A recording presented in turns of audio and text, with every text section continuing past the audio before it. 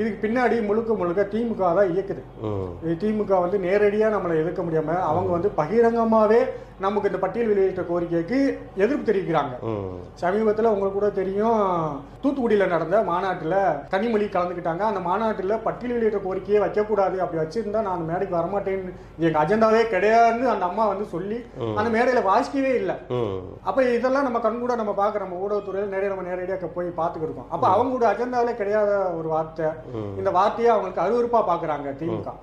அப்ப அவங்களோட கூட்டணி சேர்ந்துக்கிட்டு இவர் வந்து ரஞ்சித் வந்து முழுக்க முழுக்க பெரியாரிஸ்ட், அம்பேத்கரிஸ்ட் அப்படின்னு சொல்றாரு. உனக்கு முதல் படம் வாய்ப்பு கொடுத்திருந்தா கூட நீ வாய்ப்பு கொடுத்தா உனக்கு நீ வந்து திரைத்துறைக்குள்ள உனக்கு ஒரு அடையாளப்படுத்தினா நம்ம சரி ஏதோ ஒரு படம் எடுத்தாரு வந்து நம்ம ஒரு முதல் படம் சரி வந்துட்டாப்ல ஒரு திரைத்துறைக்குள்ள ஒரு என்ட்ரிக்காக வந்துட்டா அப்படின்னு நம்ம சாதாரணமா கடந்து போயிட்டோம். ஆனா தொடர்ச்சியா நம்ம பார்த்தோம்னா எல்லா படங்கள்லயுமே தொடர்ச்சியா அவர் வந்து அந்த தலித் பாலிடிக்ஸ் தான் கையில எடுக்கிறாரு.